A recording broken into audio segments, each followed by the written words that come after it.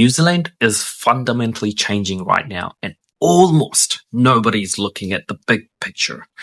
From a massive multi-billion-dollar shift in our climate policy to a brutal crypto crash and a totally rewritten government budget. If you live in New Zealand, your wallet is about to feel this big time. Let's start with the biggest shockwave. Prime Minister Christopher Luxon just dropped a massive truth bomb. He explicitly stated that the government is not chasing emission reduction as the final goal. Think about that. Their number one priority, economic growth.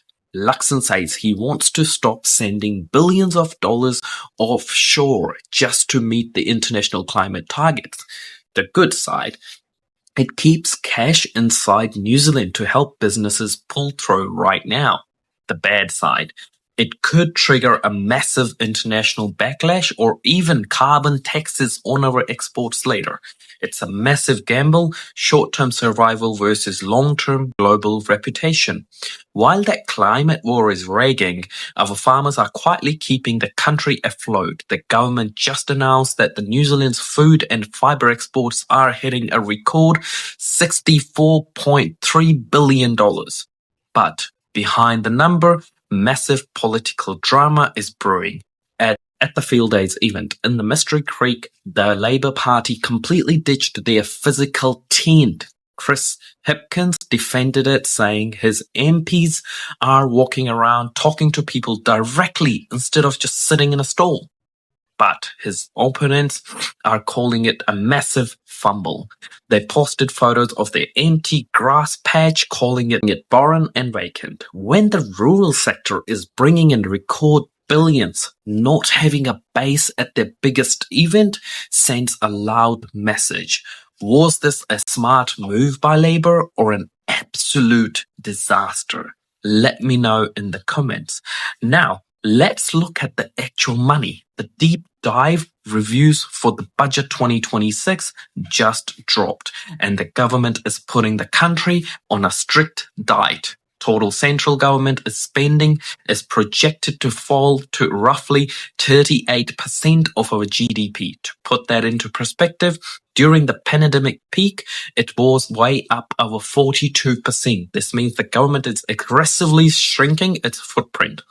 They want less stated spending and more private business growth. The catch: fewer government dollars are in the economy means public services are going to have to do a lot more with a lot less. It is a textbook conservative playbook right before an election. While the government cuts back, the crypto world is absolutely bleeding out. We are officially in a brutal Bitcoin has nearly halved from its peak.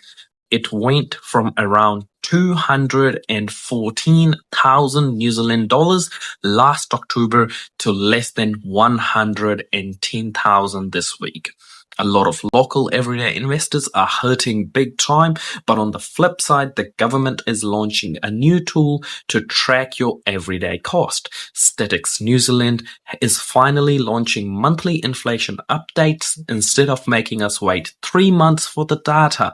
We were one of those last countries in the developed world to do this. Now we will see exactly how fast prices are changing every single month. This means the Reserve Bank can move away faster on adjusting interest rates and your mortgages. So what is the master plan here? The government is cutting spending, prioritizing economic growth over climate goals, and tracking inflation faster, all while crypto crashes and farming hits records. The entire system is being completely reset. Are you happy the government is focusing on economy instead of climate targets? Or are we risking our future for a short-term cash?